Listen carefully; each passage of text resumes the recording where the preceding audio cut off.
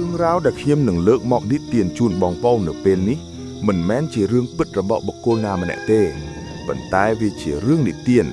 ឬជាពាក្យចចាវអារាមដែលចាស់តែងតែនិយាយតគ្នានៅក្នុងខេត្តបាត់ដំបងដើម្បីដាស់តឿនកូនចៅកុំឲ្យចេះតែហ៊ានចូលទៅក្នុងកន្លែងដែលគេបោះបង់ចោលខេត្តបាត់ដំបងល្បីល្បាញថាជាទឹកដីនៃសិល្បៈនិងមានអគារបុរាណជាច្រើនប៉ុន្តែក៏មានរឿងរ៉ាវអាថ៌កំបាំងជាច្រើនដែលកប់ទុកនៅពីក្រោយជញ្ជាំងចាស់ទាំងនោះដែររឿងនេះតំណាលពីរោងគុនចាស់មួយកន្លែងដែលមានទីតាំងនៅកាច់ជ្រុងផ្លូវស្ងាត់មួយក្នុងក្រុងគ្មាននរណាដឹងឈ្មោះពិតប្រាកដរបស់រោងគុននេះទេព្រោះស្លាកយីហោរបស់វាបានរបូតធ្លះបាត់អស់ទៅហើយដោយសារតែវាត្រូវបានគេបិទចោលតាំងពីសម័យសង្គ្រាមមកម្លេះអ្នកស្រុកតែងតែហៅវាថារោងគុនខ្មោចគេនិយាយថាមូលហេតុដែលគេបិទរោងគុននេះមិនមែនដោយសារតែសង្គ្រាមទេប៉ុន្តែដោយសារតែមានហេតុការណ៍ភ្លើងឆេះដ៏សាហាវមួយបានកើតឡើងនៅពេលកំពុងបញ្ចាំងរឿងធ្វើឲ្យទស្សនិកជនរាប់រយនាក់ត្រូវស្លាប់នៅក្នុងនោះកាលពីប្រមាណឆ្នាំមុនមានក្រុមនិស្សិតផ្នែកភាពយន្តមួយក្រុមមានភ្ញៀវ4នាក់គឺវីរៈពិសិដ្ឋធារានិងសោភាពួកគេកំពុងតែស្វែងរកទីតាំងដើម្បីថតរឿងខ្លីសម្រាប់បញ្ចប់ការសិក្សា thesis របស់ពួកគេក្នុងប្រធានបទភាពយន្តភ័យរន្ធត់ដោយសារតែចង់បានបរិយាកាសពិតនិងមិនចង់ចំណាយលុយជួលស្ទូឌីយោពួកគេក៏នឹកឃើញដល់រោងគុនចាស់ដែលគេបិទចោលនោះនៅល្ងាចមួយពួកគេបានជិះម៉ូតូទៅមើលទីតាំងរោងគុននោះមានសភាពចាស់ទ្រុឌទ្រោមខ្លាំងណាស់ជញ្ជាំងមានពណ៌ខ្មៅដុះស្លែនិងមានដើមពោធិ៍ដុះចាក់ឫសកាត់តាមបង្អួចទ្វារធំត្រូវបានបិទជិតដោយស័ង្កសីនិងច្រេះចាប់ប៉ុន្តែនៅខាងក្រោយមានច្រកតូចមួយដែលបាក់បែកវីរៈដែលជាអ្នកដឹកនាំរឿងបាននិយាយថាកន្លែងនេះលយណាស់បរិយាកាសអ៊ុបអាប់មិនបាច់តុបតែងអីច្រើនទេយប់នេះយើងមកថតនៅទីនេះតែម្ដងទៅសោភាដែលជាតួឯកស្រីមានអារម្មណ៍មិនល្អទេនាងនិយាយថាតែខ្ញុំឮជិះថាកន្លែងនេះមានម្ចាស់យើងគួរតែសុំការអនុញ្ញាតសិនទៅដឹងពិសិដ្ឋសើចឲ្យថាសុំណាកន្លែងនេះចោលរាប់សិបឆ្នាំហើយគ្មាននរណានៅទេតោះយប់នេះម៉ោង10យើងជួបគ្នាម៉ោង10យប់ក្រុមនិស្សិតទាំង4នាក់បានត្រឡប់មកវិញជាមួយឧបករណ៍ថតនិងភ្លើងពីលបរិយាកាសនៅពេលយប់ខុសប្លែកពីពេលថ្ងៃដាច់ស្រឡះខ្យល់បក់មកត្រជាក់ស្រគាលធ្វើឲ្យស្លឹកឈើបោកគ្នាលឺសូរវូដួលសំឡេងយំសំឡេងសត្វទីទួយយំឆ្លងគ្នាពីលើដំបូលរោងគុនពួកគេបានលួចចូលតាមច្រកក្រោយគ្រាន់តែជៀនជើងចូលទៅដល់ខាងក្នុងភ្លាមក្លិនមួយបានបក់លោកបាសច្រមុះពួកគេឈ្ងុយម្លេះធេរាឧធានឡើងឈ្ងុយអីវីរៈសួរឈ្ងុយដូចពោតលីង popcorn និងក្លិនសាច់អាំងគ្រប់គ្នាផ្ទៀងច្រមុះធំក្លិនពិតមែនហើយវាជាក្លិនពោតលីងដាក់បឺដ៏ឈ្ងុយឆ្ងាញ់លាយឡំជាមួយក្លិនសាច់អាំងប៉ុន្តែមានក្លិនឆ្ងៀមបន្តិចដូចសាច់ខ្លោចប្រហែលជាអ្នកចិត្តខាងលីងពោតតែដឹងសោភាព្យាយាមគិតក្នុងផ្លូវល្អទាំងដែលនាងដឹងថាអាគារនេះនៅដាច់ឆ្ងាយពីគេពួកគេបានរៀបចំកាមេរ៉ានៅក្នុងសាលរងចាំនៅទីនោះមានរូបភាពគុនចាស់រហែករយ៉ៃព្យួរពេញជញ្ជាំងរូបតារាសម្ដែងសម័យដើមហាក់ដូចជាកំពុងសម្លឹងមើលពួកគេដោយកែវភ្នែកក្រៀមក្រំនៅលើឥដ្ឋមានសម្ពុតគុនចាស់រាយប៉ាយពេញទនីអូខេតោះចាប់ផ្ដើមថតឆាកទី1វីរៈបញ្ជាពួកគេចាប់ផ្ដើមថត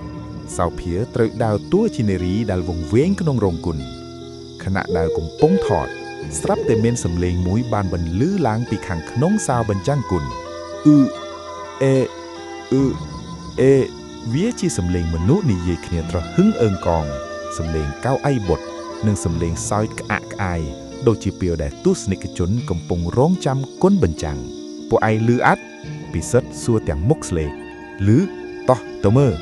វីរៈដែលចង់ដឹងចង់ខ្ជាងបាននាំគ្នាដើរទៅកាន់ទ្វារសាលបញ្ចាំងគុនវីរៈរឹងទ្វារចូលក្រាកភ្លាមនោះសំឡេងនិយាយគ្នាក៏ស្ងាត់ឈឹងបរិយាកាសប្រែជាស្ងាត់ជ្រងំវិញសាលបញ្ចាំងដ៏ធំទូលាយនៅចំពោះពួកគេគឺងងឹតស្លុបវីរៈយកពិលបញ្ចាំងទៅលើឃើញកៅអីរាប់រយដែលពោពេញទៅដោយធូលី នឹងបណ្ដាញពីងគ្មានមនុស្សសូម្បីតែម្នាក់ចម្លែកណាស់មិញច្បាស់ជាឮសំឡេងមនុស្សតាធីរ៉ានិយាយប្រហែលជាសំឡេងខ្យល់ចូលតាមប្រហោងដំបូយទៅដឹងតោះឆ្លៀតចូលម្ដងហើយថតក្នុងនេះតែម្ដងទៅវីរៈស្នើឡើងពួកគេក៏រៀបចំកាមេរ៉ានៅកណ្ដាលសាលបញ្ចាំងខណៈដែលកំពុងរៀបចំសោភីបានស្រែកឡើងបងមើលនោះម៉ាស៊ីនបញ្ចាំងគុណនៅបន្ទប់បញ្ចាំងគុណខាងលើដែលមានកញ្ចក់បែកស្លាប់តែមានពន្លឺភ្លើងពណ៌សមួយបានបាញ់ចេញមកភឹបម៉ាស៊ីនបញ្ចាំងគុណបានដំណើរការដោយឯងពន្លឺនោះបានជះទៅលើអេក្រង់ពណ៌សដែលរហែកនៅខាងមុខរូបភាពយន្តចាស់សខ្មៅនិងមានស្នាមឆោតបានចាប់ដើមលេងនៅលើអេក្រង់វាជាភាពយន្តបុរាណនិយាយពីគូស្នេហ៍មួយកំពុងច្រៀងដាស់គ្នានរណាបើកម៉ាស៊ីនរោងគុននេះមានភ្លើងមកពីណាពិសិដ្ឋស្រែកសួរស្រាប់តែបរិយាកាសក្នុងរោងគុនបានផ្លាស់ប្ដូរម៉ាស៊ីនត្រជាក់ដែលពួកគេមិនដឹងថានៅទីណាបានដំណើរការបញ្ចេញខ្យល់ត្រជាក់ដូចទើកកហើយសំខាន់ជាងនេះទៅទៀតកៅអីដែលនៅជុំវិញពួកគេចាប់ផ្ដើមមានមនុស្សអង្គុយដំបូងឡើយឃើញតែស្រមោលភ្លាវប៉ុន្តែបន្តិចម្ដងរូបរាងរបស់ពួកគេកាន់តែច្បាស់មានមនុស្សរាប់រយនាក់កំពុងអង្គុយពេញកៅអីទាំងអស់ប៉ុន្តែពួកគេមិនមែនជាមនុស្សធម្មតាទេពួកគេមានសភាពថាខ្លោចស្បែករបស់ពួកគេខ្មៅដូចធ្យូងសក់របស់ពួកគេឆេះខ្លោចជាប់នឹងស្បែកក្បាលសម្លៀកបំពាក់របស់ពួកគេរហែករយ៉ៃនិងមានភ្លើងកំពុងឆេះតិចអ្នកខ្លះបែកក្បាលធ្លាយខួរអ្នកខ្លះដាច់ដៃអ្នកខ្លះស្បែកមុខរបៅធ្លាក់មកលើផ្លូវពួកគេអង្គុយស្ងៀមធ្មឹងមិនក្រមើប៉ុន្តែភ្នែកសល្វឹងមានក្របខ្មៅរបស់ពួកគេសម្លឹងទៅកាន់អេក្រង់ដោយយកចិត្តទុកដាក់ក្រុមនិស្សិតទាំង4នាក់ឈរគាំងដោយត្រូវសណ្ដំពួកគេចង់រត់តែជើងក្រមើមិនរួចភ្លាមនោះភាពយន្តនៅលើអេក្រង់ក៏បានផ្លាក់ប្ដូរពីភាពយន្តស្នេហាប្រែជាភាពយន្តនៃសោកនាដដ្ឋាននៅលើអេក្រង់គេឃើញរូបភាពភ្លើងកំពុងឆែករោងគុនមនុស្សក្នុងអេក្រង់កំពុងរត់ជាន់គ្នាស្រែកយំនិងព្យាយាមបែកទ្វារដើម្បីចេញហើយសំឡេងស្រែកនោះមិនមែនចេញពីអេក្រង់ទេតែវាចេញពីពួកខ្មោចដែលនៅអង្គុយជុំវិញពួកគេនេះឯងក្តៅណាស់ជួយផងបើកទ្វារឲ្យពួកយើងផងពួកយើងចេញមិនរួចទេសំឡេងស្រែកដ៏សោកសៅនិងឈឺចាប់បានឡាន់រំពើងពេញរោងគុនធ្វើឲ្យកញ្ចក់ញើកម្ដៅក្នុងរោងគុនចាប់ផ្ដើមឡើងខ្លាំងដោយមានភ្លើងឆេកពិតប្រាកដផ្សែងខ្មៅចាប់ផ្ដើមហុយចេញពីកៅអីស្រាប់តែពួកខ្មៅទាំងអស់នោះបានក្រោកឈើព្រមគ្នាសំឡេងកៅអីបុតក្រឹបឡាន់ឮព្រឺក្បាលពួកគេងាកមុខមកកាន់ក្រុមនិស្សិតទាំង4នាក់មុខដែលរលួយនឹងខ្លោចទាំងនោះសម្លឹងមកពួកគេខ្មោចស្ត្រីមួយដែលបេកកូនខ្មោចក្នុងដៃបានដើរមករកសោភាស្បែកមុខនាងកំពុងរលាយស្រក់ចុះមកដីជួយបើកទ្វារឲ្យពួកយើងផងពួកយើងចេញមិនរួចទេរត់វីរៈស្រែកមួយទំហឹងពួកគេទាំង4នាក់ស្ទុះរត់ទៅរកទ្វារដែលពួកគេចូលមកប៉ុន្តែទ្វារនោះត្រូវបានបិទជិតធីរ៉ានិងពិសិដ្ឋព្យាយាមទាញទ្វារគាំងតែទ្វារមិនរបាយសោះដូចមានគេចាក់សោពីក្រៅយ៉ាងណែនហើយដៃទ្វារនោះក្តៅដូចដែកដុតភ្លើងពួកខ្មោចរាប់រយនាក់បានចាប់ផ្ដើមដើរសំដៅមករកពួកគេឡោមព័ទ្ធកាន់តែជិតនៅទីនេះជាមួយពួកយើងកុំទឺណាដៃដែលឆេះខ្លោចរាប់សិបគូបានលូកមកចាប់ទាញអាវនិងសក់របស់ពួកគេសូភាស្រែកយំយ៉ាងខ្លាំងវីរៈព្យាយាមយកជើងទម្រកាមេរ៉ាវាយពួកខ្មោចដឹបប៉ុន្តែវាដូចជាវាយទៅលើខ្យល់ក្នុងគ្រាអាសន្ននោះវីរៈបានក្រឡេកឃើញបង្អួយតូចមួយនៅខាងលើក្បែរឆាកដែលមានកញ្ចក់បែកមួយផ្ទាំងបង្អួយនោះឡើងតាមបង្អួយនោះវីរៈស្រែកពួកគេប្រឹងរត់ទៅរកបង្អួយនោះវីរៈនិងពិសិដ្ឋជួយលើកសូភានិងធីរ៉ាឲ្យតោងឡើងសូភាលូនចេញទៅក្រៅបានសម្រេចធីរ៉ាក៏ឡើងតាមបន្ទាប់មកពិសិដ្ឋចុងក្រោយនៅសល់តែវីរៈពេលគាត់បំរុងនឹងឡើងដៃខ្មោចរាប់សិបគូបានមកចាប់ជើងគាត់ជាប់គុំទៅឯងជាញាក់បើកទ្វារឲ្យពួកយើងវីរៈធាក់ពួកវាចេញអស់ទំហឹងស្បែកជើងរបស់គាត់ត្រូវពួកវារបូតយកទៅគាត់ប្រឹងតោងឡើងបង្អួនហើយលោតទម្លាក់ខ្លួនមកក្រៅបានសម្រេចដឹបពួកគេទាំង4នាក់ធ្លាក់មកលើដីដែលមានស្មៅនៅខាងក្រៅរោងគុនព ពួកគេមិនហ៊ានងាកក្រោយទេពួកគេរត់កាត់ព្រៃស្មៅរត់រហូតដល់ម៉ូតូហើយជិះចេញទៅយ៉ាងលឿនដួចហោះពេលពួកគេបើកចេញមកដល់ផ្លូវធំ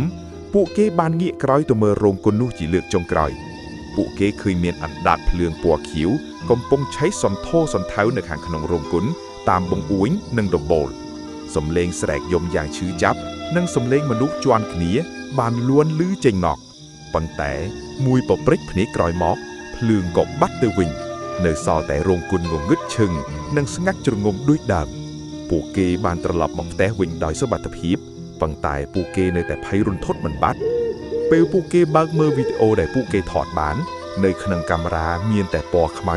និងសំឡេងរំខានឆាប៉ុណ្ណោះប៉ុន្តែនៅវិនាទីចុងក្រោយនៃវីដេអូស្រាប់តែមានមុខខ្មោចមួយដែលខ្លោចខ្មៅបាំងមុខដាក់កាមេរ៉ាហើយនិយាយថាអរគុណដែលបានមកលេងលើក្រោយមកទៀតណាចាប់តាំងពីថ្ងៃនោះមកពួកគេទាំង4នាក់ឈប់ធ្វើវីដេអូសាកល្បងវិញ្ញាណជារៀងរហូតរឿងនេះបានក្លាយជារឿងនិទានប្រចាំខេត្តបាត់ដំបងដែលដាស់តឿនកូនចៅជំនាន់ក្រោយថារោងគុនចាស់មិនមែនជាកន្លែងលេងសើចទេវាគឺជាកន្លែងដែលវិញ្ញាណនៅរងចាំថ្ងៃបញ្ចាញរឿងរបស់ពួកគេម្ដងទៀត